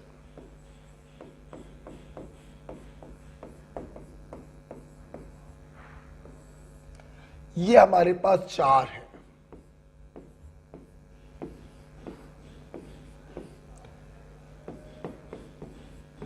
H3PO2, H3PO3, H4P2O5 और H3BO3। नाम देख लीजिए, hypophosphorous acid, ortho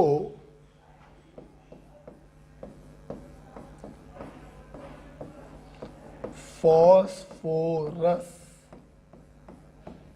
acid, pyrophosphorous acid और ऑर्थो बोरिक एसिड। ठीक है, ऑर्थो वाले में ऑर्थो नहीं भी लगाओगे तो भी कोई फर्क नहीं पड़ता। आप देखिए यहां पर 3 हाइड्रोजन दिखाई पड़ रहे हैं बेटा, लेकिन आपको मैं बताना चाहूंगा इसका वैलेंस फैक्टर होता है 1। यहां पर भी 3 दिखाई पड़ रहे हैं, इसका वैलेंस फैक्टर होता है 2, इसका वैलेंस फैक्टर होगा 2 और इसका वैलेंस फैक्टर होगा 1। मतलब हाइड्रोजन दिखाई पड़ रहे हैं ज्यादा, लेकिन वैलेंस फैक्टर होता है कुछ कम। ओके, तो ध्यान रखिएगा ये 4 एसिड है, H3PO2, H3PO3, H4P2O5 और H3BO3। Valence factor 1 2 2 1 1 2 2 1।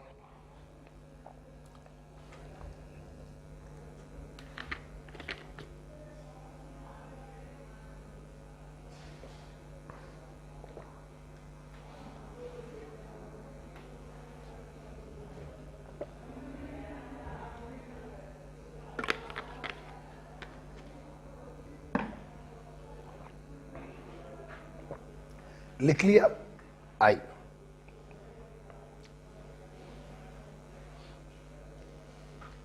देखिए बड़ा, ये एक्सेप्शन आपको याद होने चाहिए। अच्छा, तो मैंने बताया किसी एसिड के पास जितने हाइड्रोजन होते हैं आप उन सभी को वैलेंस फैक्टर में काउंट करिए। बस इन 4 को याद रखिएगा, H3PO2, H3PO3, H4P2O5 और H3BO3। ठीक है, अब मैंने यहां पर बहुत सारी बातें और बता रखी थी, उसका कोई यूज नहीं है, केवल उसका कोई यूज नहीं है। 1-2 बातें अच्छी थी, लेकिन वो बातें आगे भी पकड़ में आ जाएंगी। अभी हम अपने टॉपिक से भटकेंगे नहीं, हम सीधे एक स्टेप आपको आगे लेकर जा रहे। ओके, लेकिन मेरा मन नहीं मान रहा है, मेरा मन नहीं मान रहा है। मैं थोड़ा सा बताना चाहूंगा कि आखिरकार ये एक्सेप्शंस क्यों हैं। मेरा मन नहीं मान रहा है, मैं थोड़ा आपको बताना चाहूंगा। चलिए एक्सप्लेनेशन देखते हैं कि आखिरकार दिखाई पड़ रहे हैं ज्यादा और वैलेंस फैक्टर है कम, ऐसा क्यों।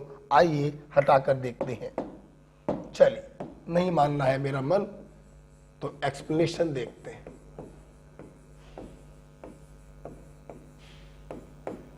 चल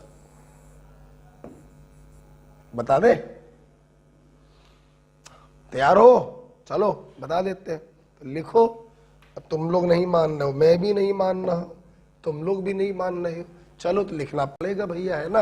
एक्सप्लेनेशन लिखिए। हाइड्रोजन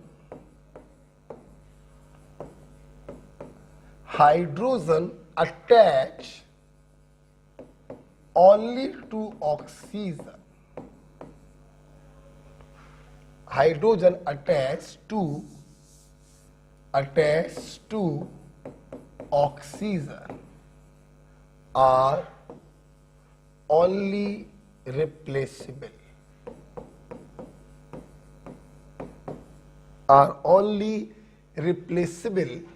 ब्रैकेट में hence counted in valence factor. Hence counted in valence factor. Bracket कर दो बंद। Because OH bond is highly polarized, hence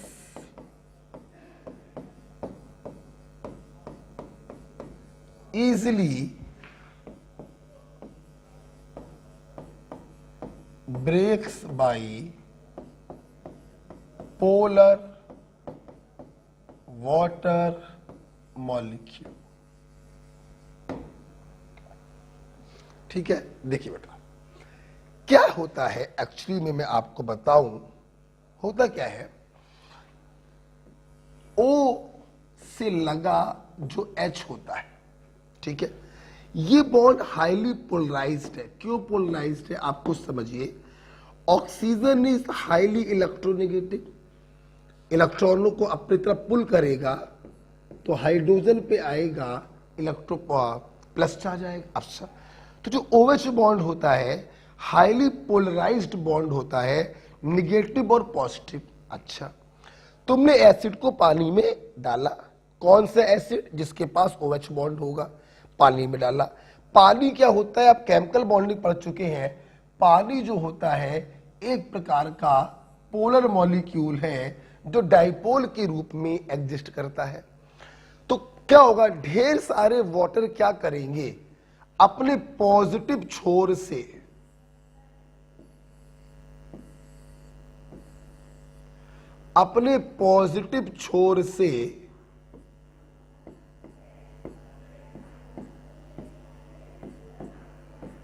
O- को घसीटेंगे और दूसरे ढेर सारे वाटर मॉलिक्यूल क्या करेंगे, अपने निगेटिव छोर से H+ को घसीटेंगे। मतलब कुछ वाटर O- को घसीट रहे हैं और कुछ वाटर H+ को घसीट रहे हैं, तो ये बॉन्ड जो होता है बीच से ब्रेक हो जाता है और H+ वाटर में फ्री हो जाते हैं। इसीलिए ये हाइड्रोजन ही काउंट किए जाते हैं। तो OH वाले हाइड्रोजन ही वैलेंस फैक्टर में काउंट क्यों होते हैं? क्योंकि ये बॉन्ड हाईली पोलराइज होता है और पानी में डालने पर इजीली ब्रेक हो जाता है। ओके बेटा, ये रहा एक्सप्लेनेशन। मतलब जो हमने 4 एक्सेप्शन आपको बताए हैं, इसका मतलब उनमें जितने हाइड्रोजन दिखाई पड़ रहे हैं वो सारे O से नहीं लगे होंगे, इसलिए उनका वैलेंस फैक्टर कुछ कम हो जाता है। जैसे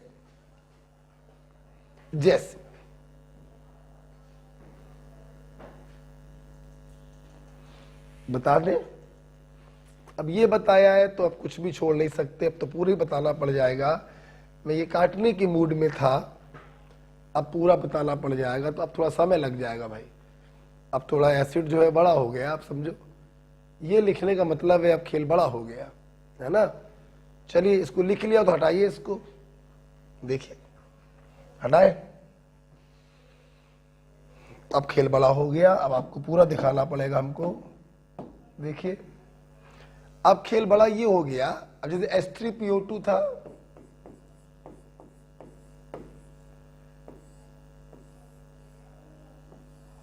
अब इसका वैलेंस फैक्टर क्या था, 1। इसका मतलब एक हाइड्रोजन ही ऑक्सीजन से लगा होगा। आप देखिए, आप इसका अगर लुईस स्ट्रक्चर आप बनाएं तो आप इसका स्ट्रक्चर ये बनाते हैं। इसका मतलब ये हुआ कि सिर्फ एक हाइड्रोजन ही ऑक्सीजन से लगा है, यही हाइड्रोजन रिप्लेसेबल होगा, यही हाइड्रोजन वाटर में फ्री होगा, इसलिए इसका वैलेंस फैक्टर होगा 1। ठीक है। जैसे हम लोग बात करें H3PO3 की, इसका वैलेंस फैक्टर 2 है, मतलब 2 हाइड्रोजन ही ऑक्सीजन से लगे होंगे,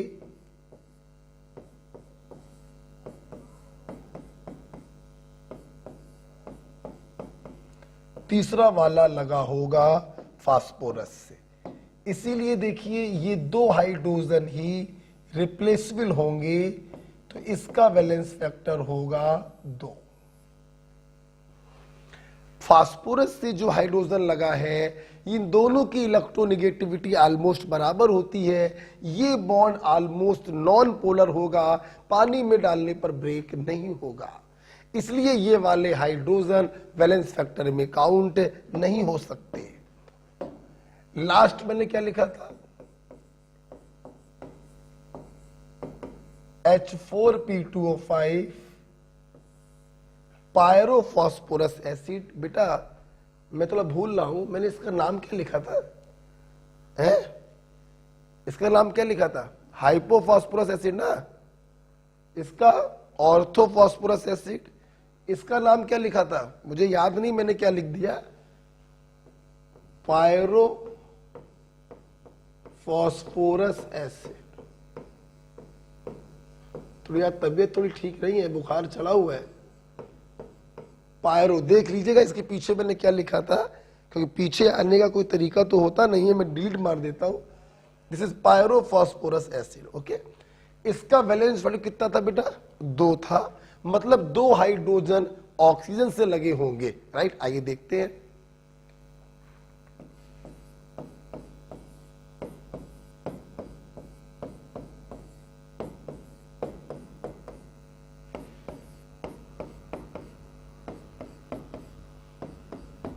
आप ध्यान से अगर देखें तो एक हाइड्रोजन ये रिप्लेसेबल है और एक हाइड्रोजन ये रिप्लेसेबल है, इसीलिए इसका बैलेंस फैक्टर होता है 2। ओके बेटा। अच्छा, अब कोई बच्चा ये सोच रहा होगा, स्पेशली वो बच्चे जिन्होंने केमिकल बॉन्डिंग नहीं पढ़ा होगा, कि सर ये आपने कैसे बना दिए, तो फिर वो ये आप सीखोगे केमिकल बॉन्डिंग में। Lewis structure, pick up the centre element, place other element equally around it, hydrogen को ऑक्सीजन से लगाते हैं, सिंगल बॉन्ड से जोड़ते हैं, दानवीर कर्ण। तो जिन बच्चों ने केमिकल बॉन्डिंग पढ़ा उनको तो कोई प्रॉब्लम नहीं है, जिन्होंने केमिकल बॉन्डिंग नहीं पढ़ा तो वो अपना फोकस चित्रों पर ना लगाए, वो अपना फोकस लगाए जो मैं आज सिखा रहा हूं, कि वैलेंस फैक्टर में वही हाइड्रोजन काउंट होंगे जो ऑक्सीजन से डायरेक्ट अटैच होंगे। एम राइट बेटा, इज इट क्लियर? ये ध्यान रखिएगा। ठीक है, आगे बढ़िए। देखिए अब लास्ट वाला केस बचा H3BO3, इसका नाम क्या है बेटा, पायरोफॉस्फोरस एसिड। ठीक है, अच्छा अब एक लास्ट वाला केस बचा H3BO3, ध्यान से सब लोग देखेंगे उस केस को, मैं इसको हटाने जा रहा हूं। ठीक है, लिख लो।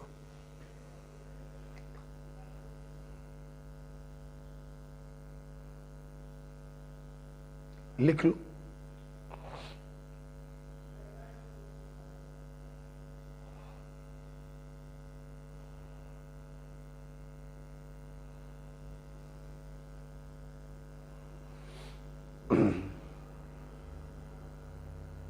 ओके, आइए अब जरा हम लोग केस देखते हैं H3BO3 वाला,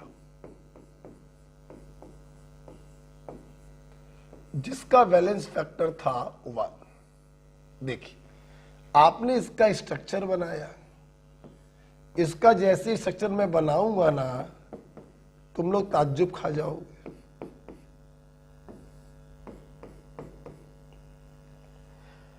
एक बात और सुन लीजिए सभी लोग, जितने बच्चे ऑनलाइन पढ़ रहे हैं, चलिए थोड़ी देर में बताएंगे, थोड़ी देर में बताएंगे।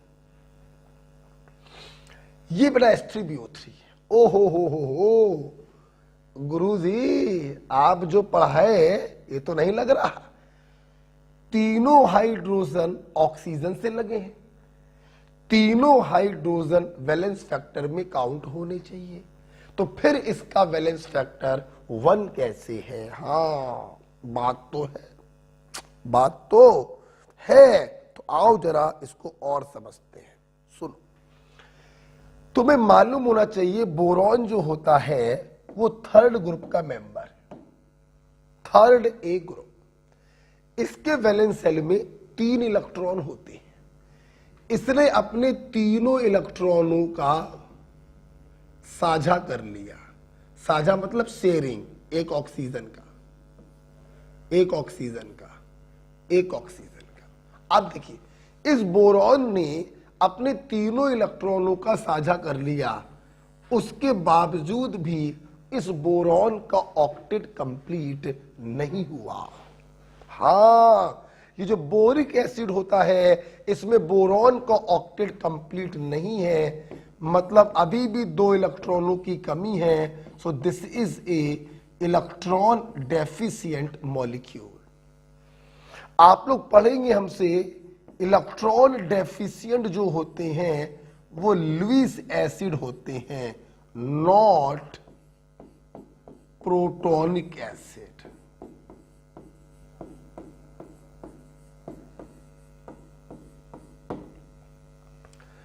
देखिए ना, इसके पहले आपने जितने भी एसिड पढ़े थे वो सब के सब प्रोटोनिक एसिड थे, आर्हीनियस एसिड थे, जो पानी में जाकर अपने अंदर से H+ को डोनेट करते हैं।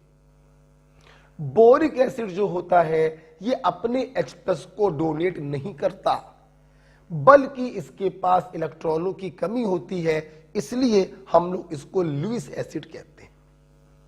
देखिए क्या होगा, देखिए आप लोग जब इस बोरिक एसिड को वाटर में डिसॉल्व करेंगे, देखिए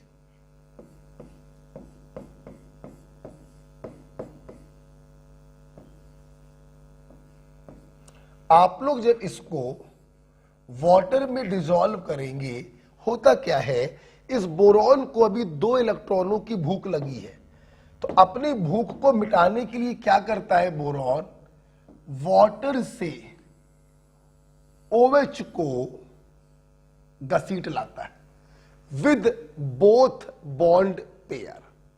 ये देखिए यार, बड़ी सुंदर सी डिजाइन बन गई मेरे भाई, तो बड़ा कला आर्ट टाइप की बन गई है। तो ये बोरॉन क्या करेगा, वाटर से OH को दोनों इलेक्ट्रॉनों सहित घसीट लाता है, और घसीटने के बाद देखिए क्या होता है। देखिए आप इसको ऐसे लिख सकते हैं साल में, देखिए BOH का होल 4-, और ये जो H+ है ये वाटर में फ्री हो गया। तो आप अगर ध्यान से देखें कि 1 मोल बोरिक एसिड से आपको 1 H+ मिल रहा है, दिस इज द रीजन कि इसका वैलेंस फैक्टर होता है 1। इसीलिए बेटा इसका वैलेंस फैक्टर होता है 1। तो ध्यान रखो, क्या बोरिक एसिड ने अपने हाइड्रोजनों को डोनेट किया? नहीं, क्योंकि ये आर्हीनियस एसिड प्रोटोनिक एसिड नहीं होता है, बल्कि इलेक्ट्रॉन डेफिशिएंट होने के कारण ये लुईस एसिड होता है। जब आप इसको पानी में डालते हैं, ये वाटर के OH को दोनों इलेक्ट्रॉनों से घसीट लेता है, अपने इलेक्ट्रॉनों की भरपाई कर लेता है, और ये वाला H पानी में फ्री हो जाता है, इसलिए इसका बैलेंस फैक्टर होता है 1। ओके, आप इसको लिख लीजिए। इलेक्ट्रॉन डेफिशिएंट है ना, 6 इलेक्ट्रॉन।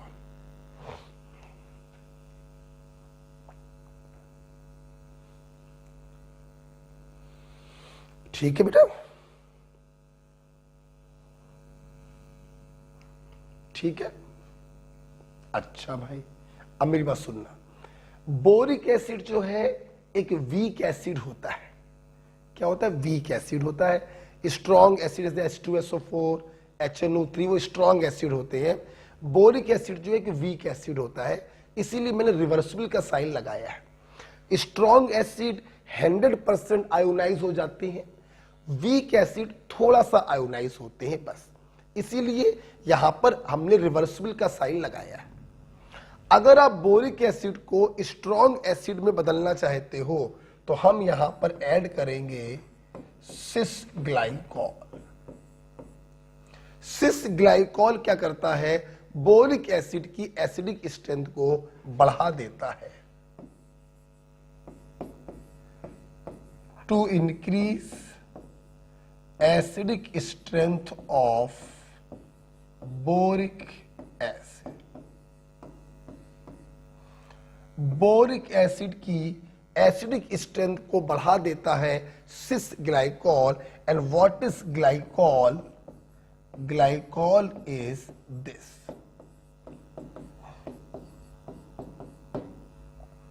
ओके, सिस ग्लाइकॉल ही क्यों इस्तेमाल करते हैं? दोनों OH सेम डायरेक्शन में होने चाहिए, अपोजिट डायरेक्शन में नहीं होने चाहिए। ये बताने का कोई आपके लिए मतलब नहीं है, वरना मैं आपको ये भी बता देता। हेलो, थोड़ा क्लास में थोड़ी देर बात करते हैं, बस थोड़ी देर। ओके बेटा, तो ध्यान से देखेंगे। एक्चुअली क्या होता है बेटा, ये जो सिस ग्लाइकॉल होते हैं, दोनों OH एक ही डायरेक्शन में होने चाहिए, क्योंकि ये इसके साथ रिएक्शन करके चिलेट का फॉर्मेशन करता है और इसको बर्तन से हटाने लगता है, जिसके कारण रिएक्शन जो होती है फॉरवर्ड में शिफ्ट होती चली जाती है और एक समय ऐसा आता है ये पूरा का पूरा आयोनाइज हो जाता है और पूरा का पूरा आयोनाइज होने का मतलब है ये स्ट्रॉन्ग एसिड में तब्दील हो जाता है। ओके, तो चिलेट का फॉर्मेशन तभी होता है जब ये दोनों OH सेम डायरेक्शन में हो, तो सिस ग्लाइकॉल होगा, ट्रांस ग्लाइकॉल नहीं लेंगे। उम्मीद करते हैं आपका ये पॉइंट भी क्लियर हो गया होगा, राइट। हटा देते हैं इसको। तो आप लोगों ने आज हमसे पढ़ा एसिड का वैलेंस फैक्टर रिप्लेसेबल हाइड्रोजन होता है। अभी तक मैंने रिप्लेसेबल में आपको ये समझाया कि O से लगे जो H होते हैं वही डोनेट हो सकते हैं, वही रिप्लेसेबल होते हैं। बैल बुद्धि में ऐसे समझिए कि जितने हाइड्रोजन दिखाई पड़े वही उसका वैलेंस फैक्टर होगा। 4 लोगों को छोड़ दीजिए, H3PO2, H3PO3, H4P2O5 और H3BO3। Hypophosphorous acid, orthophosphorous acid, pyrophosphorous acid और ऑर्थोबोरिक एसिड 1 2 2 1 सारा एक्सप्लेन मैंने किया। बोरिक एसिड प्रोटोनिक एसिड नहीं होता, ये लुईस एसिड होता है। वाटर में डालने पर OH को बॉन्ड पेयर से घसीट लेता है और एक प्रोटॉन डोनेट करता है, इसलिए इसका बैलेंस फैक्टर होता है 1, राइट। आई यहां पर हम लोग एक बात और सीखेंगे। जैसे एक क्वेश्चन दिया, मैंने आपसे बोला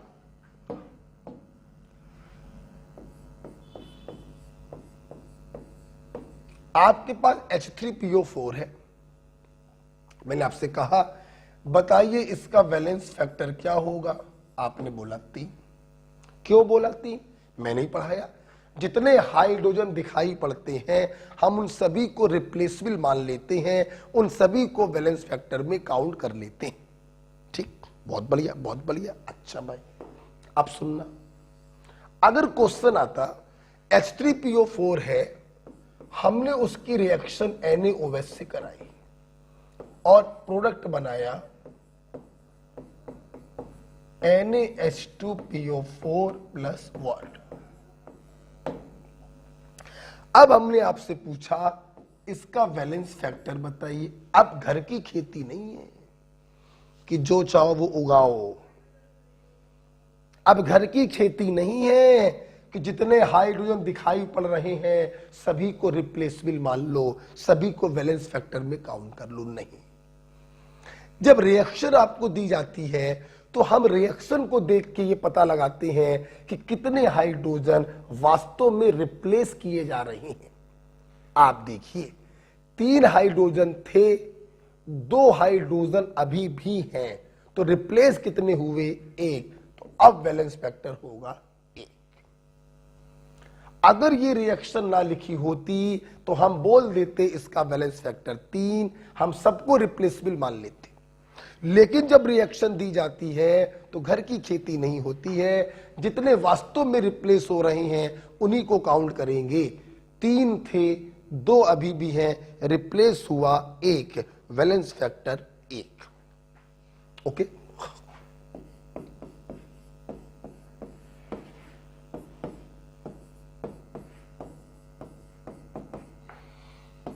ये रिएक्शन दे दें।